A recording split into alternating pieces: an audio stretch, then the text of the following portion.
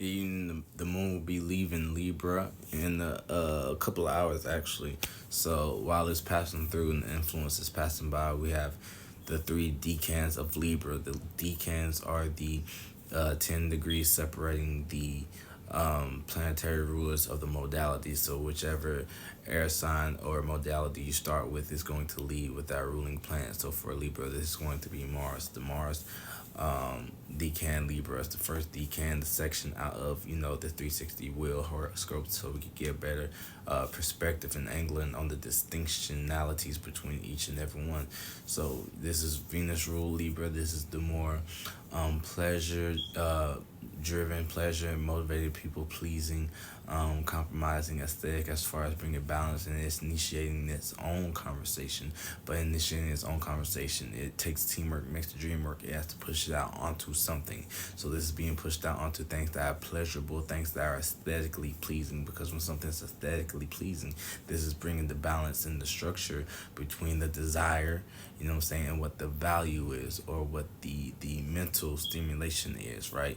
And so this is the very, very Venetian, very bubbly, very kind of people pleasing version of the first decan of Libra. Second decan is ruled by Uranus, the fixed energy. So this is going to be the innovative and very,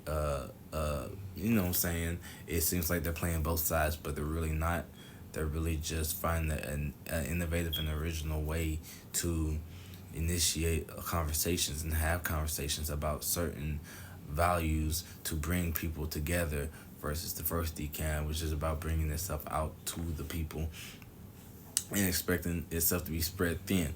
This is the Uranus originator, rebelliousness, against, might be spilling the tea a little too much here and there just to get different perspectives based off of what's a conversation that should initiate, and get set back and watch the conversations that it puts out, and how different people react and respond to it. Might be seeing standoffish, but really it's just, it doesn't want to be overly too people pleasing to get lost into where it feels like you have to choose sides and things of that nature. This is where you get the indecisive ones, because they're indecisive on how they're going to be rebellious in a way that is not seen as rebellious, but it is like, no one's gonna say he's on this side or that side. You know what I'm saying?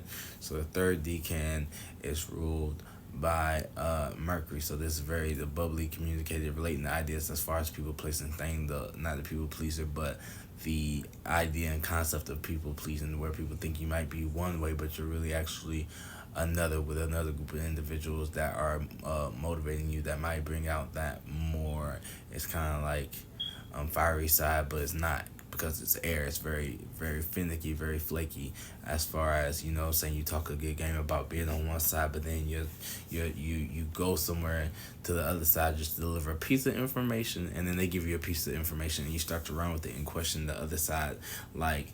But also communicating different ways to not to see, but to think and rationalize ideas about pleasure, or people's sense of pleasure. Looking at the South Node in Libra right now, we see this energy being played out in the forefront as far as these decans go. So those are the three decans, I didn't get as in depth to the characteristics within your zodiac sign, but the ruling planet, and apply those mechanisms to those details. I don't have a lot of experiences outside of seeing all the different Libras that I've met in my life. This is just from this perspective, now objectively, not really subjectively. You understand me? So you have a good night.